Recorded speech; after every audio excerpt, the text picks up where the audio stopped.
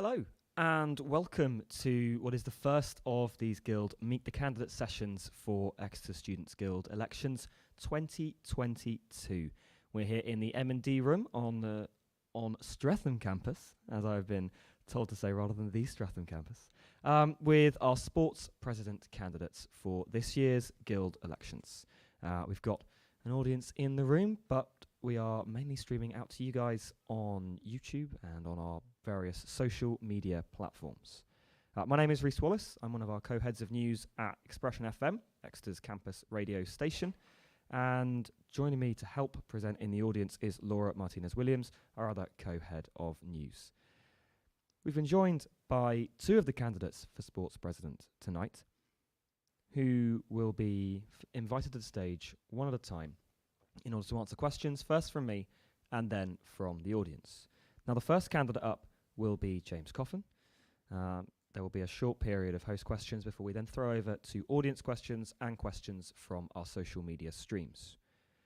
Arlen regrettably can't be with us tonight, but we do have a personal statement to read on his behalf. We'll then close the night with Jack going.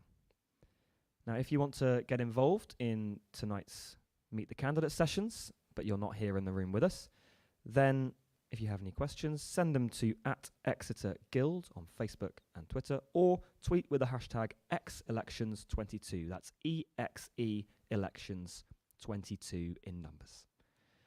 Now, I have also been asked to say that there is not planned to be a fire drill during tonight's event. So if the fire alarm does go off, please can everyone in the room make an orderly exit to one of the marked fire escapes, which are back to the left, to your right, and out through the door marked with the curtains.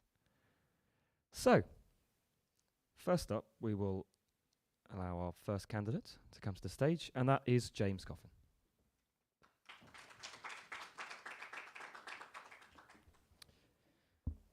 Hello.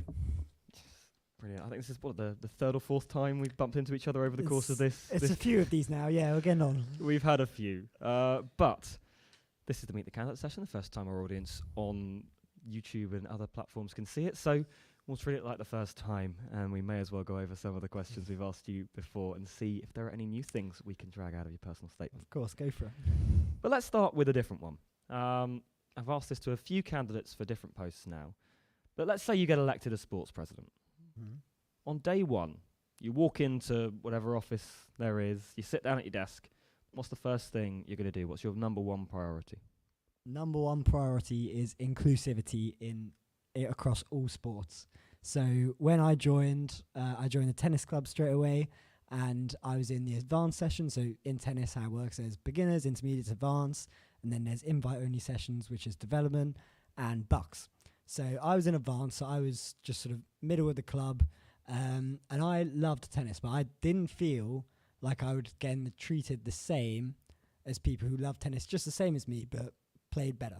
And I didn't like that. So I'm now currently the club captain of the tennis club, and this year I've tried to ensure that everybody across the club gets a great experience, no matter what level you play at. And I feel that should be rolled out across all clubs. Some clubs are doing it great already. So through my time here, I've been part of loads of clubs. In Freshers Week, I came along, I signed up to loads and loads of clubs.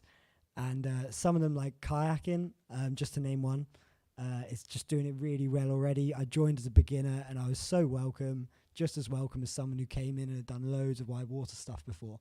So I feel if all clubs can boast that inclusivity within Freshers Week from the very start of the year, I feel that would be very positive, and that's my number one thing I want to achieve. Yeah.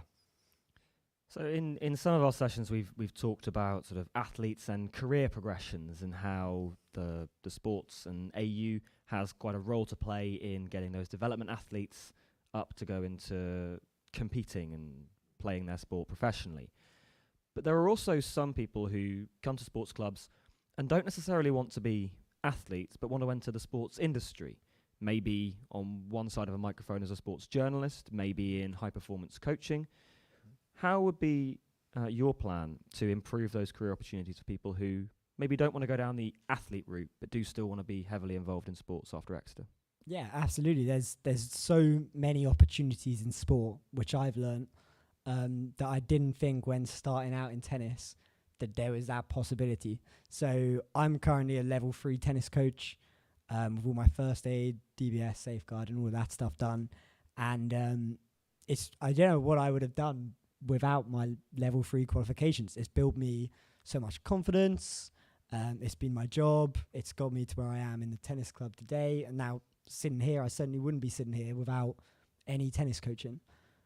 That's what's got me here. So something that I want to achieve, which has been on my leaflets and been posted on my Instagram straight away, is more support for student coaches.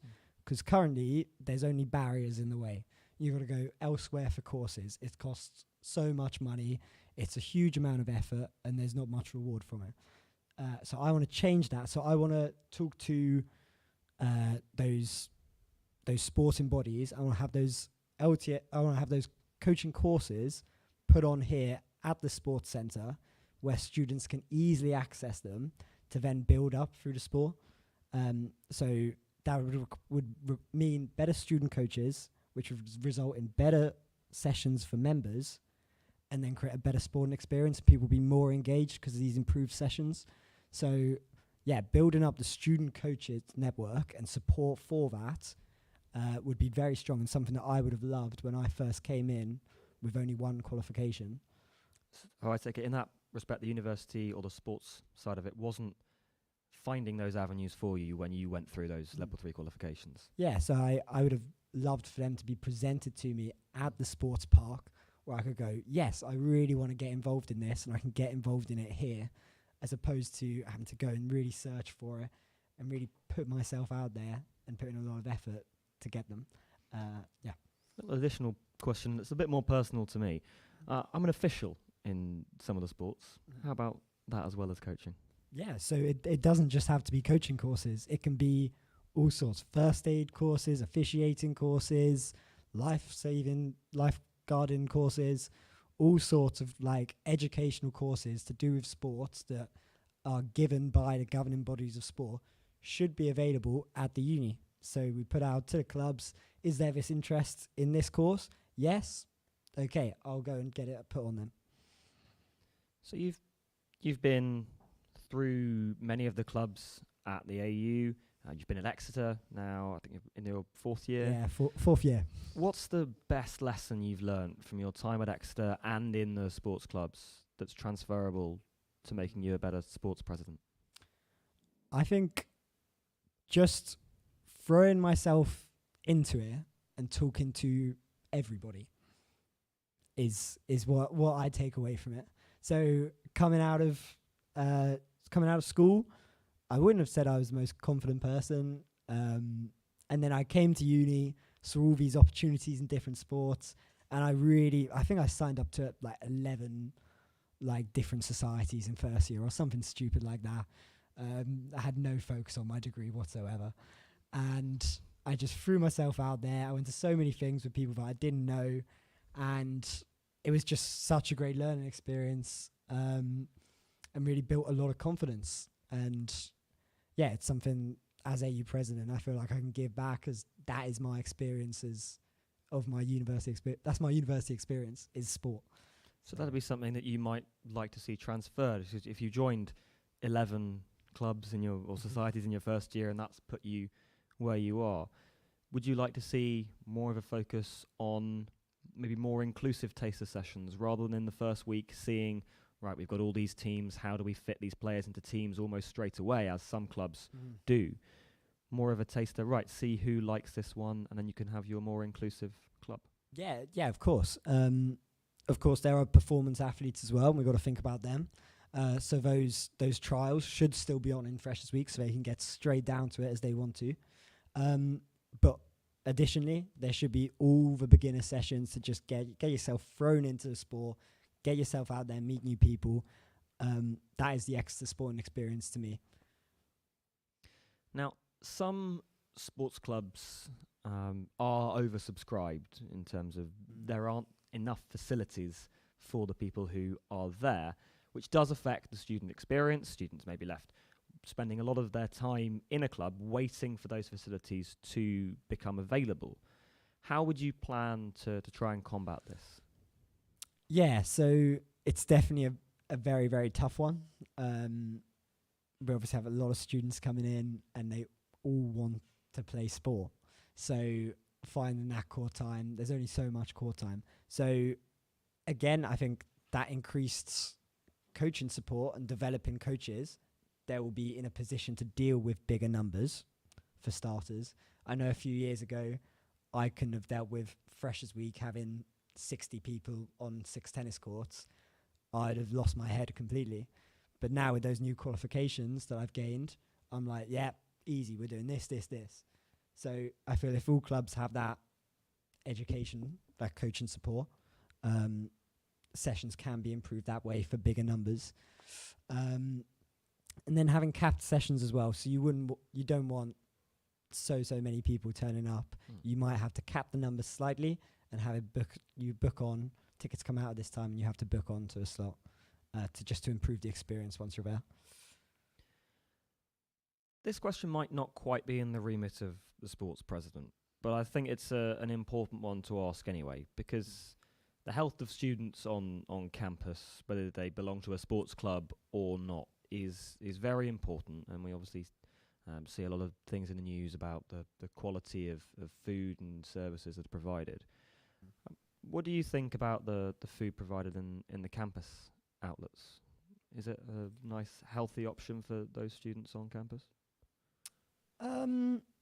There's quite a range of different places you can go. I will admit it's not something that has crossed my mind in this campaign so far. There we go. Asking the tough questions. Yeah, I would say there's a good mix that's provided by the marketplace for an affordable price, or Comida do something which is a little bit more expensive, but then you can custom it, and there are healthy options there. So I would say there are healthy options available on campus if you go to the right place. Do you think you'd be using your position as sports president to try and promote not just the sports clubs, but an overall healthy mix of sporting and lifestyle balance on campus? Oh yeah, absolutely. I know through my time here, like if I don't do sport for a day, I absolutely lose my mind. I can't focus on my degree. I think the two go hand in hand, degree, and you need to make time for sport. And yes, that's definitely something I'd like to focus on. It's definitely important to get that balance for all students. So yeah. So at this point, we've reached 10 minutes of questioning from me. We're going to throw over to some questions from our audience. And we're first going to ask the people who are in the room. Are there any things anyone wants to ask right now? Yes. I think we've got lovely Laura who's walking around with a radio mic. Hi there. Hi. Oh, hi. So alongside the AU clubs, there's a number of fitness societies and groups who have some sporting capacity, but aren't necessarily part of the AU. However, they may still want to use sports park facilities, for example. As if you were to be elected sports president, would you do anything to help facilitate these non-AU groups getting use of sports facilities? Yeah, definitely. So I've been part of a few of these clubs. So in first year, I was part of benchball, and my house were part of benchball as well, and they all went onto committee.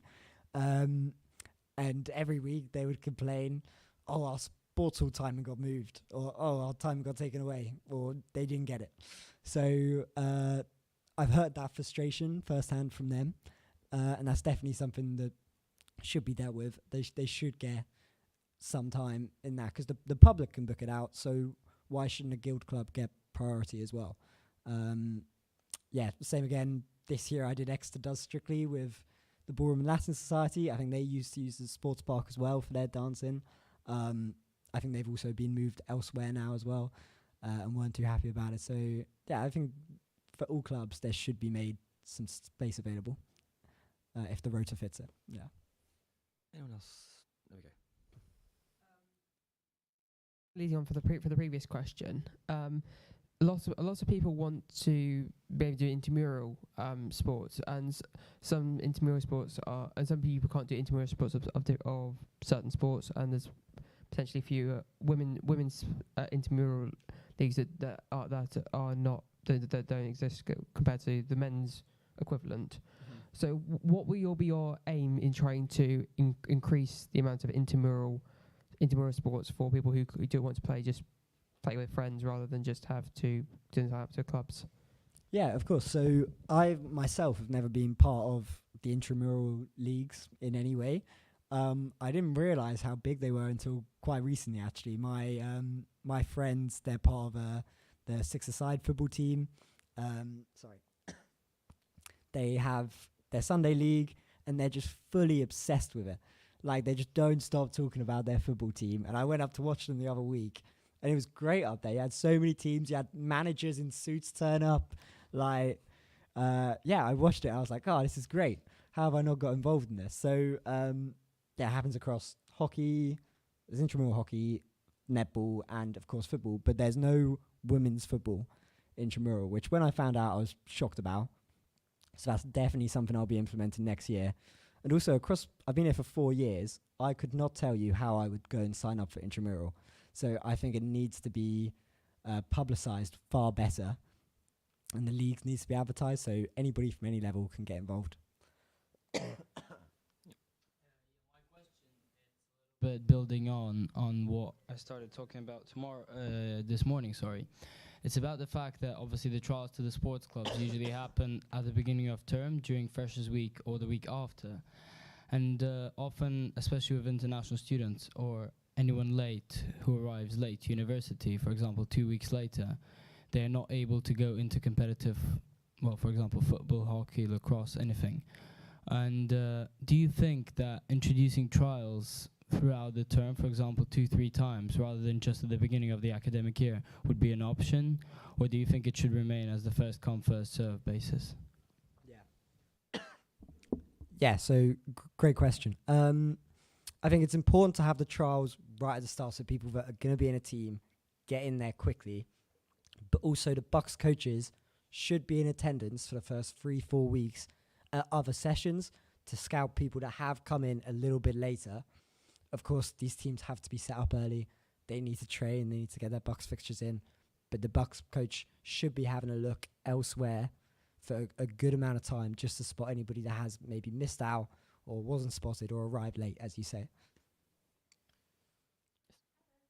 You said that you joined 11 sports clubs and societies when you first joined university.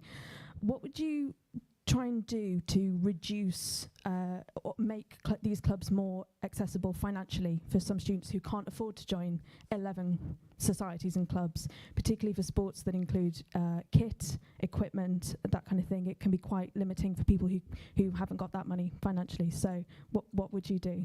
Yeah, of course. So yeah, it is an expensive process. There's a lot of expensive clubs. Sorry. And some are slightly more affordable. But I believe this year there was a hardship fund which was set up for students from low-income families. So I think a rebrand of that, I know it was set up very quickly this year, a rebrand of that would be great and publicised more so people could take advantage if they were in that situation where they would need it. There we go. Just a reminder that anyone who is watching on any of the social feeds can get in touch through @ExeterGuild or #EXEElections22. We will read out your questions when they come in. As it is, though, we've still got a bit of time left with James, so it looks like it's back to me. Obviously, this has been a race where you're pitting yourself against other candidates. And I know there's a nice friendly atmosphere, at least I think, on this campaign. You're going to tell me it isn't anymore. And it might not be after this question. What makes you better suited to be sports president than the other candidates running? So I think the fact that I've come into the tennis club lower down, I know what it's like to be in a club where I love the sport, I want to get fully involved, and I feel, I'm not quite given that opportunity. I know what that's like. I've joined loads of different clubs. I've experienced them. I know what it's like to go into those clubs as a beginner, as a fresher, nervous and just wanting to meet people. So I feel my experience all around the AU and as this year's club captain, I've had the experience of leading a club. I know what that's like. I feel like that experience is something that the other candidates don't have. So was it that experience that inspired you to run for sports president? Yeah, so it's just my love of Exeter sport. My uni experience has been, degree aside, solely just sport, and I've loved every second of it. So I'd love to give back to the uni. Yeah. Our current, or I suppose at the moment it's the AU president, but the role that is being renamed that you will take over if you win the election is currently held by Katie. Have you had a chat with her to see if your plans look feasible? Yeah, I've had many chats with Katie over the last few weeks, and I've voiced some of my ideas to her, and she's like, "Yes, that's a great idea." So I think all my ideas are feasible to roll out for the beginning of next year. There we go. There are lots of facets that this role entails. If you could pick the most important part of the role, and I'm going to be a very dogged interviewer and ask you to narrow it down if you give me a short list. So if you could pick the most important part of the role to you, what would it be?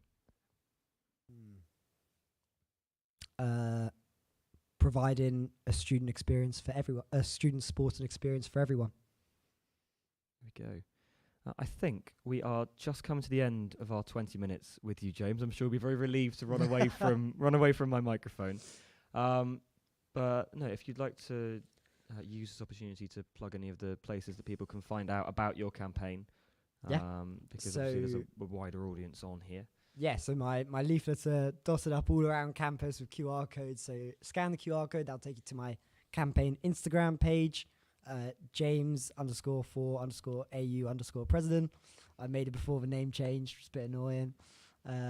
So you can find my Instagram campaign there with all my ideas, why I think I'm suitable for the role, and how to vote tomorrow. So thank you very much. Okay. Thank you very much, James. Thank you.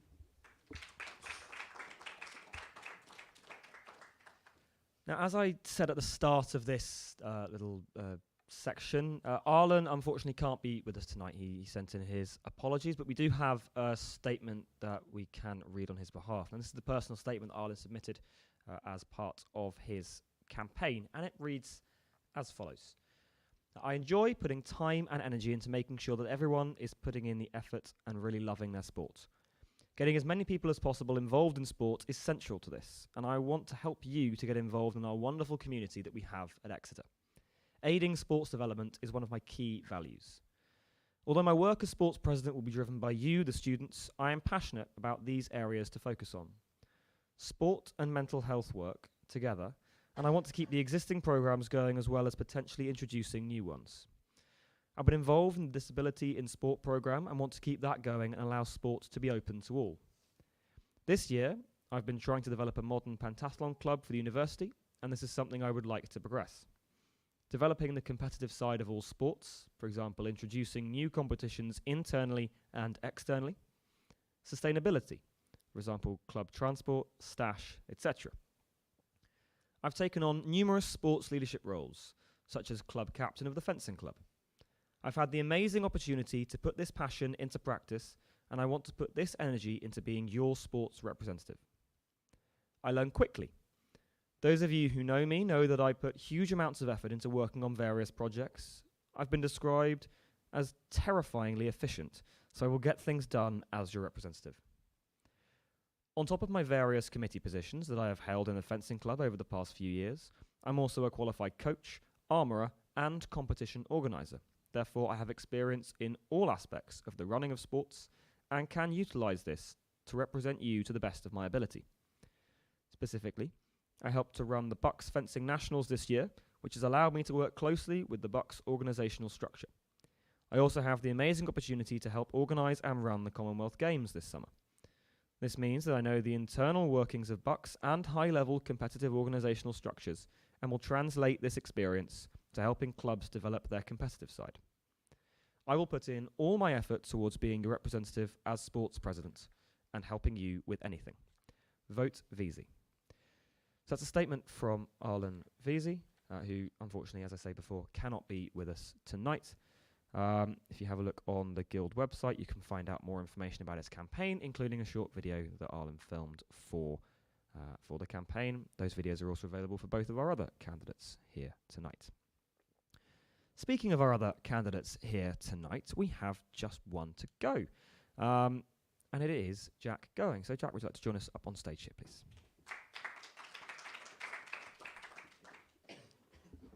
Thanks very much. It's good to see you again. I think we've both been bumping into each other like crazy over the course of this last week or so. You'll be sick of the sight of me by the end of this interview, I promise. So, this was a question we asked a little bit in your debate and a little bit more in your interview. But the AU and sports that it offers sometimes do feel to be less than accessible to those from often lower income backgrounds, as was mentioned by our audience question to James, and for students who are not able-bodied. So how will you plan to make both the AU and the sports that it offers more accessible to those groups? It's a really key part of probably something that covers most of the Guild officers. But for sports specifically, it's things like the hardship fund, which kind of were set up very quickly at the start of this year, but were very effective, are good and should be continued. They were harder to access and understand for some kind of potential students.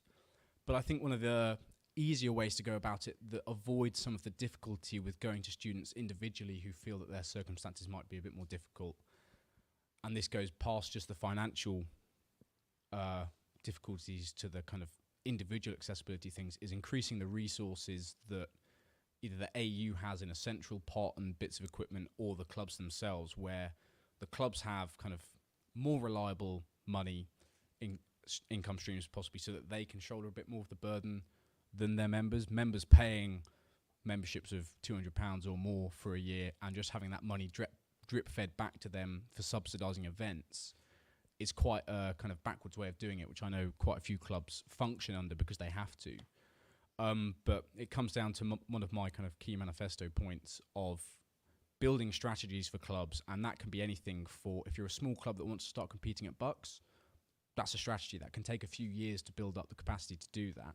And it's important to know that kind of I can work on something that maybe I won't see the end product for. But another thing that I've personally worked on in my roles in the boat club across the past 4 years is trying to build an alumni club, which is a really good way to get that kind of buy-in from people that gives you equipment you can money that you can rely on to either pay for adaptive equipment or subsidising travel to events or membership and room hire and things like that. So you mentioned the boat club there. It's a question I asked James earlier, but what's that best lesson, that number one thing that you could take from your time in the sports clubs, as you mentioned, boat club, or sort of use it as a jumping off point that's transferable to making you a good sports president? Yeah, I think it's going to sound like a corny line out of a rom-com, but it's probably kind of throwing yourself in these opportunities and not worrying if you kind of, you don't actually go to that many sessions because you find out you like doing something else, or it's not for you, and things like that. So I was also a member of boxing for a year, and that was alongside all of my other training and stuff. So it was good to get that experience of just trying something else that was different. But that applies to kind of the coaching and the committee roles and things like that, where you don't have to be in the structure of the club, but you can go up to people and say, like, look, what can I do to help? I care about the club, I care about the AU, and get more people involved. And just take the risk. It's university, things change, things are really adaptable. You can do something for 6 weeks and then say, I don't want to do it anymore, and kind of people will be thankful for anything you can offer and hopefully give you something back in return. You mentioned the sort of re-stratifying of resources throughout the AU. Would that be the top of your to-do list if you become sports president, or is there something else that pips it to the post? I think kind of if it's the kind of day one question, the most important thing for a sports president to do, especially as the university is being restructured, is to go in and listen to the organisation that you're joining that maybe we don't know a lot about because we are still students at the moment. It's going in on day one and saying, I've got all these ideas and I've heard all these great things from clubs. What reasons are there maybe that the AU hasn't done that before? Because they want to maximise the benefits of anything to do with sport, participation, competition, enjoyment, mental well-being. But is there something that really limits us, and there's no point chasing something that actually is going to come to nothing? Because there is so much to do that you wouldn't want to waste that effort, especially in the 2 months that the role has before September. That's your sounding stage, that you really want to get things set up and understood so that you can really start implementing things really quickly and be really helpful for the students and their committees when they need it. You mentioned very briefly in that answer mental health and talking about students there.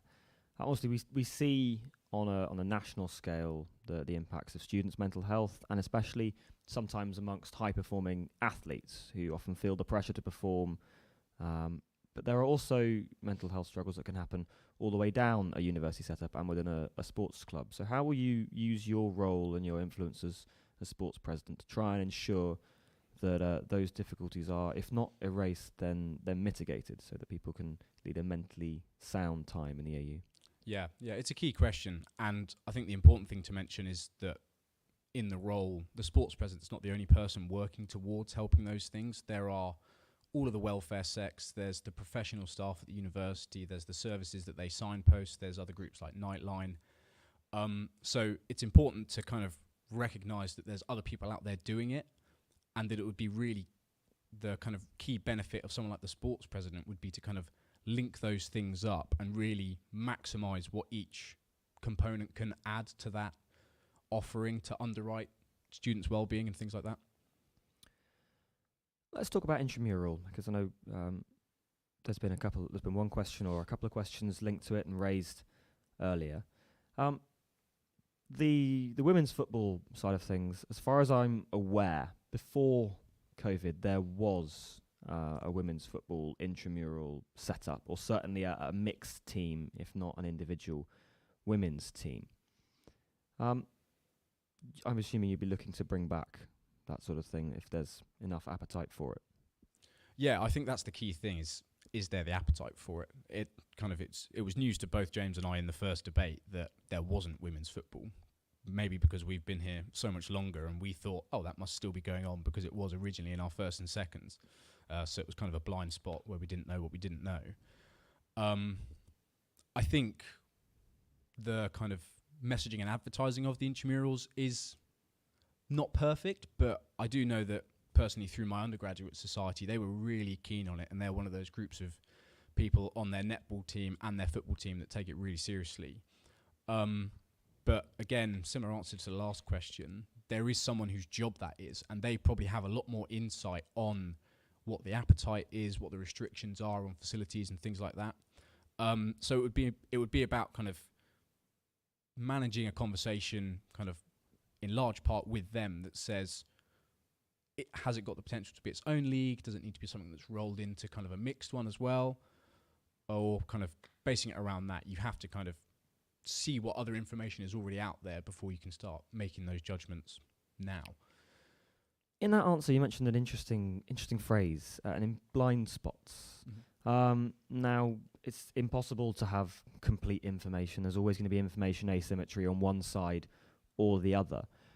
How will you make sure that you're listening to the right people so that if you don't know what you don't know, at some point you find out? Yeah, it's a really interesting one.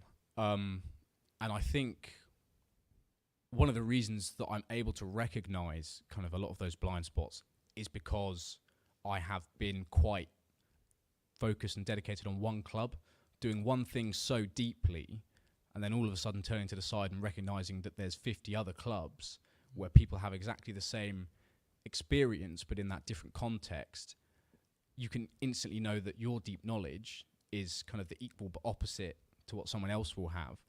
And in terms of making sure that everyone's heard, I think as hard as it is to effectively sit down and say an hour with every club, that's 50 clubs, that's more than a week's worth of work, kind of in the very corporate sense of it. But it does need to happen as part of maybe that strategy, narrative and conversation, sitting down with every club and saying, like, look, what matters to you? I can't take all of the initiatives I've put in place and helped run from rowing and say, these worked really well, they were very helpful, you're all going to do the same thing, because their competition, their structure, their wants and needs are going to be different. So it's important to hear what the people themselves who know the best have to say about it, and then it's the sports president's role to say, okay, these are the resources and ways we can do that. Have you had a sit down with this year's sports president or AU president to have a chat through some of your ideas?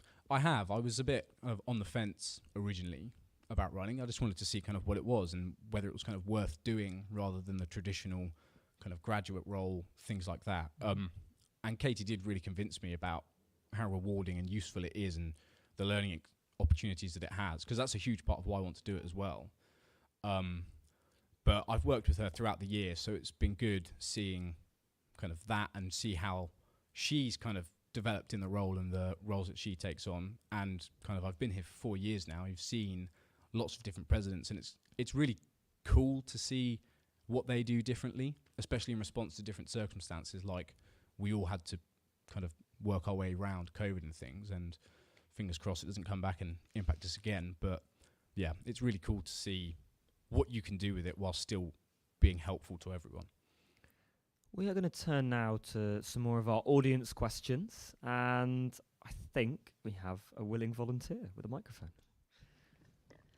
Hi, so I'm a fourth year myself as well, so we've all been around a while at this point, but I wondered if you remembered in first and second year, kind of January time, when we'd have like a refreshers kind of thing, and I personally myself, I found that a really great time to kind of get involved in a club that I hadn't previously been involved for, because it'd be quite intimidating to join midway through a year, or for some postgrads they start in January and their courses run till December.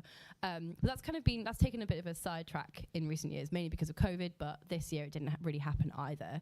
And I wonder if it's kind of on your agenda to bring kind of refreshers back, or taster sessions throughout the year that are a bit more of an emphasis on just not freshers week. Yeah, it's a really interesting one. I think it kind of falls into a much broader thing where, when it's the sports president's role to be the professional that looks at all of these things, it should be quite easy to draw up a calendar that goes out to all the clubs and say, like, look, these things are coming. So you can work when you don't have deadlines, because actually everyone's got deadlines at the start of January. No one wants to be organising their refreshers and things like that. But you're right, refreshers are a great event, and it does have some nuances. Some clubs can't onboard new members in some of the roles. Rowing, for example, it takes quite a lot of time to get used to being out on the water and using unfamiliar equipment. So people that join at that time really struggle to get to a kind of competition phase for any part of the year. But having maybe the more kind of basic entry into the club, or even if it's just social memberships, having like a refresher social is definitely something that has worked, and they've tried to implement a bit more, but it's maybe not a problem about what's being done. It's just about making it as easy for the clubs to put that on for students as well. Yes. I don't really know if it's more for you or actually the guild, but as part of a committee for the intramural, I saw the price of how much it is to get into I think it was for the netball, and I know that a lot of societies might not have as much money as others, so do you think is there a way maybe of like paying less if they want also to do like more, like football and netball as well? Yeah, intramural obviously is a huge part of student sport that actually maybe doesn't get advertised in the same way. And one of those important points about it is that actually it is huge, and people do feel very passionately about it. There's no reason why someone couldn't sponsor various parts of the intramural. Obviously, I can't go around and say I've got a sponsor racked up that's going to pay for all of it now. I'm not in the room. I don't know what kind of the legal, business, commercial side of things are for that. But it's something that, having looked at sponsors for our club and for our races sometimes, it's actually got a lot of things that would make great selling points, where if you just sponsored the bibs for netball or something like that, all of a sudden you could slash some of the costs for it and different bits like that. Launching products, testing, like students are a great captive audience for testing stuff like that, because when they've got spare 5 minutes on the sideline, they'll do it. And I think that's kind of something I haven't really thought of, but it makes sense in that view for building a strategy that might take a while to implement. It might take a while to find that, but if it's better for students down the line, it's not just us next year, there's 50 years of students coming. If we can set something up for them, that would be really valuable. Yeah, so my question is, it might be a bit personal to me because obviously I'm an international student coming from an international background, and I've touched a little bit on that with James earlier today. The fact that, especially in first year, when international students come in, they might arrive late, they might just not know enough about the university, and obviously as sometimes the clubs are not advertised as much, the international students are not ready to go straight into the trials, they're not able to get into the clubs, and often a lot of them they miss out on competitive sport or even any types of sport, and the clubs themselves might miss on talented sportsmen from overseas. Is this important for you, and how do you think you might want to tackle this issue? Yeah, it is, and the rowing club have experienced that before, where all of a sudden we've come across a bit of a golden nugget who had rowed internationally elsewhere, and because of the different kind of media circles, they hadn't seen that there was a rowing club here, but they turn up and they're absolutely awesome. They absolutely rock it. They fit in really nicely, but that was kind of a best case scenario story for us. I think it's a similar answer to the earlier question, where none of the committees want to kind of block those opportunities, but just because of the pace of the season, especially when you're a traditional buck sport, you've had 6 weeks of pre-season by the time those trials run for your freshers, so actually you've got that huge momentum to start competing in 2 weeks' time or something. So it would be the role of the AU to kind of help them get something like that put on by kind of doing a lot of the groundwork when things look like they're quiet, making it as easy as possible for the clubs to run it so that that kind of trickle-down impact can be felt by the international students as well.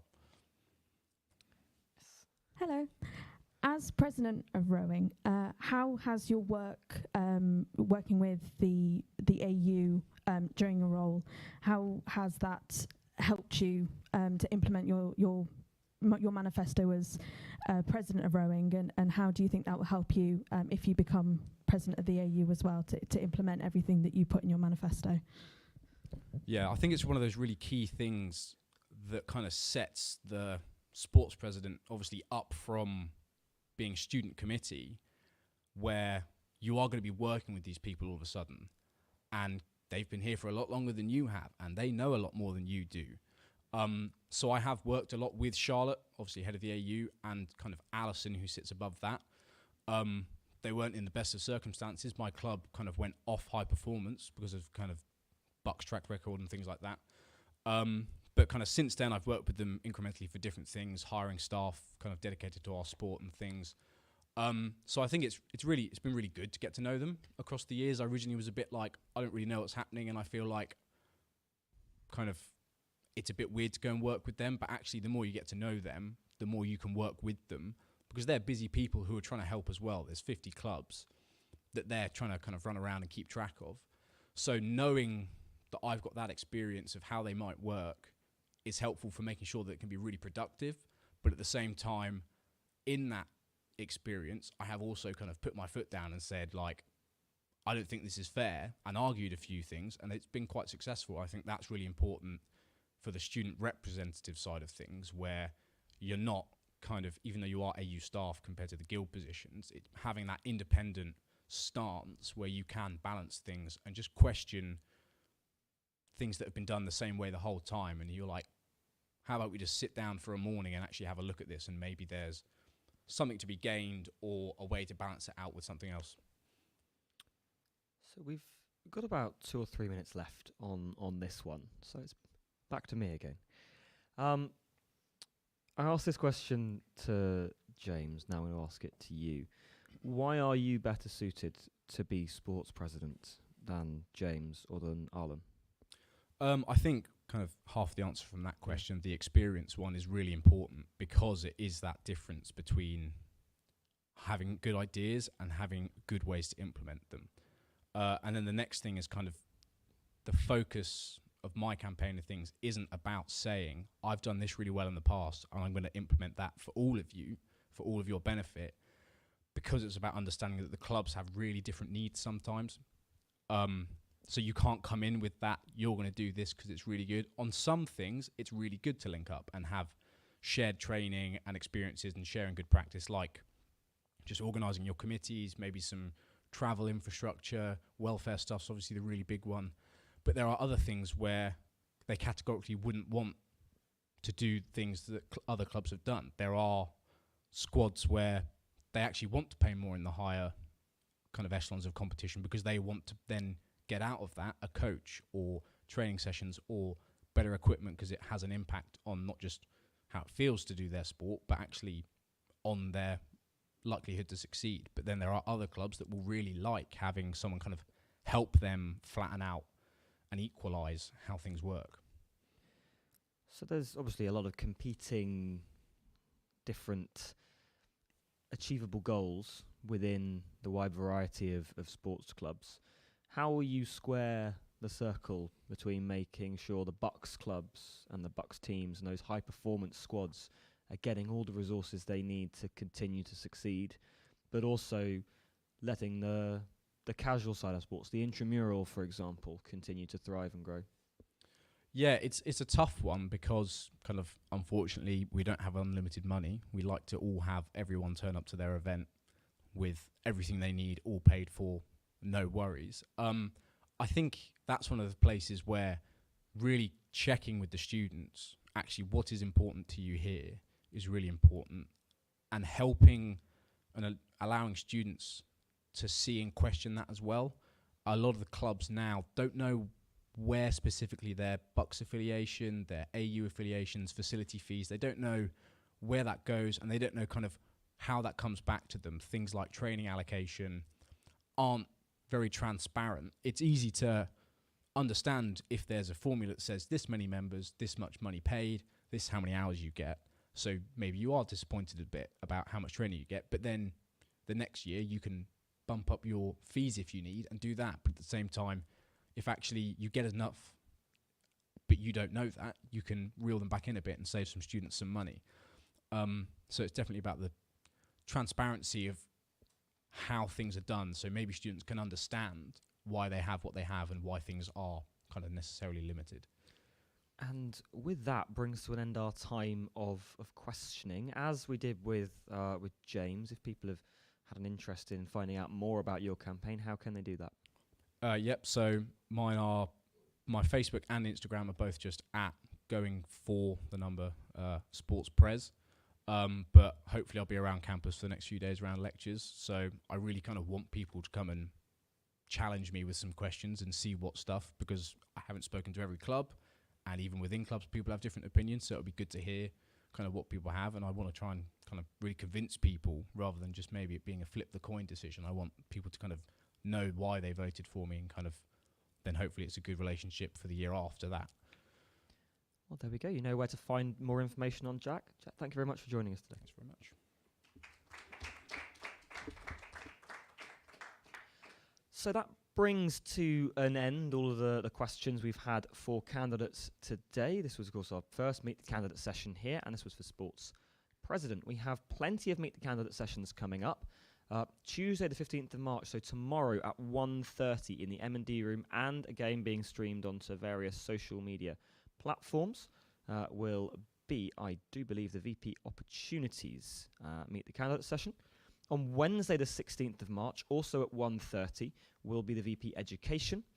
Immediately after that at 2:30 is VP Liberation and Equalities, and all of our sessions come to an end at 6:30 p.m. on Wednesday the 16th of March, where we will be getting the Guild presidential candidates to come up and answer some of your questions. The most important thing, I guess, to end this one with is the fact that voting opens tomorrow. That is Tuesday the 15th of March. So if you are watching this on a catch-up stream, it might still not be tomorrow. But Tuesday the 15th of March at 9 a.m. and will run all the way through until Thursday the 17th of March at 4 p.m. Voting is quick and very, very simple. It's online at exeterguild.com/vote.